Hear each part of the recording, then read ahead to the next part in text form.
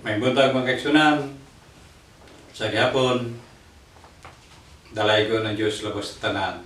Gitagaan kita sa kahigayunan sa pagtuon sa balang nga pulong nga diin maandam kita.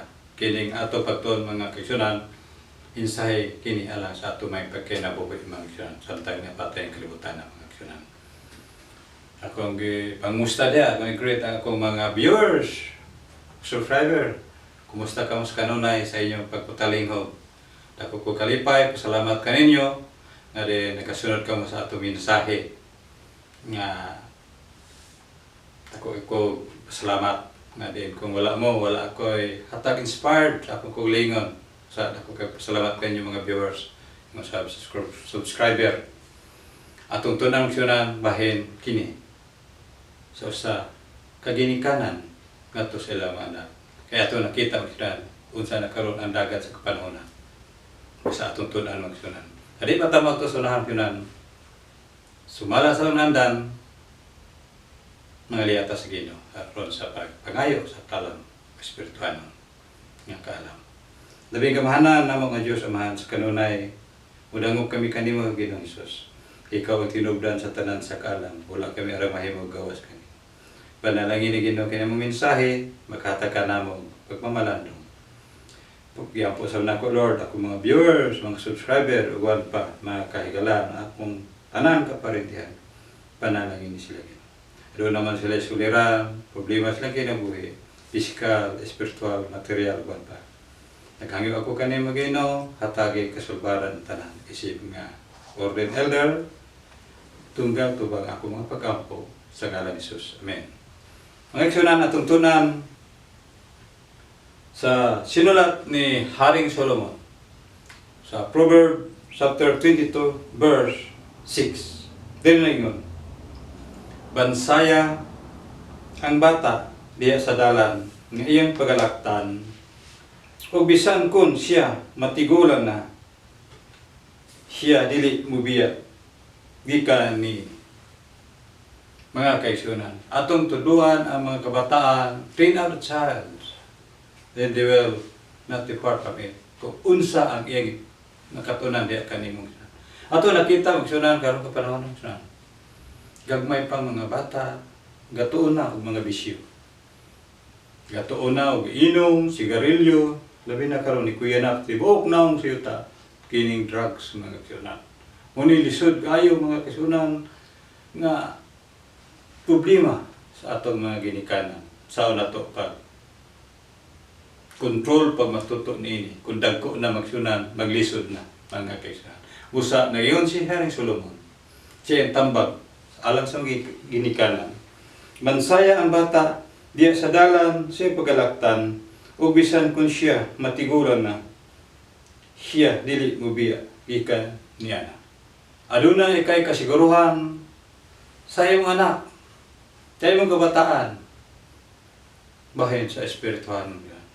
Ikumpara magsunan ng kabataan sa espirituhanon nga pagtulunan o sa walay pagtulunan sa espirituhanon, dako ang kalainan magsunan. Busa na igon Solomon, bansaya ang imong mga kabataan magsunan. Labi na magsunan sa ilang mga characters, unsaon pagdisiplina magsunan. Unsaon pagtahaw, respectful, pagpasalamaton, grateful, labaw tanan ang good manners and right conduct. Mo kini importante so sa kaginikanan sa pagtudlo ngadto sa ilang mga anak magsunan. Busa bansayon ato ang mga kabataan labi na sa ilang dalan nga pagalaktan sa mga kaigsunan. So kuhay na karon usa una kanon. Kani ang mga katigurangan mga kaigsunan karon, unay mo tahod ngadto sa mga batanon. Labi na panahon sa kagabihon. Unay mo tahod dong moagi ko dong kay mahadlok mga kaigsunan niya. Hilabtan sila kay mga adik mga kaigsunan.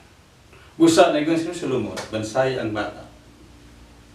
Sa iyang pagalaktan, kung kini siya matigulo niya, dili mo biya magsunan. Daghan karon mga kaigsunan, problema sa mga ginikanan. mga bata pa, gagmay pa, nagatuon ng mga bisyo. Umikan, wala, matagay pagtagag, nato sa mga ikanan, ng mga butang, ng espiritual.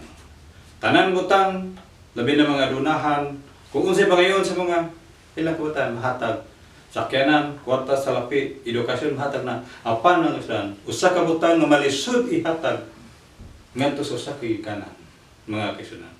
Mao, ang espirituhanon ng butang. Malisod mahatag mo sunan. Tanan butang mahatag nimo, mga material, kinahanglanon, mahatag nimo. Apan, ang usa ka butang nga malisod mahatag, ngadto sa usa ka butang, sa kabataan, kining espirituhanon mo. Busa nag-ingon si Solomon, bansayang bata, diya sa dalan niya pagkalaptan, o bisan kung siya matigulang na, siya dili bubiya niya na mag-aksyonan. Tuduan na to sila mag-aksyonan, labaw sa tanan. Kini, pagtuon sa palang sulatan, labaw sa tanan, kini, Bible story. Ang Bible story mag-aksyonan, mga anak ni mga kabataan, tunan mo na mag-aksyonan. Bahin sa nature, bahin sa gahom sa Ginoo, mga kaaksyonan, ug ingon usab sa paghimo niining kalibutan ng aksyonan, ug ingon usab life after death. Tuduan sila, may baluan nila magsunan, aron maandam sila, may baluan nila sila kagalingon magsunan, ug unya magsunan life after death. Inana masulod sa ilang hununa, silang kasing-kasing magsunan, kini mga kabataan, aduna na sila kaalam, espirituhanon nga butang sa ilang kinabuhi, masaligo na ka magsunan, ingon sa pag-abot sa paghukom sa Ginoo, matarong ug dawtan. Tuduan sila mga kinamitas bata pa, aron masayran nila sa ilang kinabuhi nga muday kini. Busa ang Bible story magsunan, dako kayo katabang kana sa pagtuon ngadto sa mga kabataan.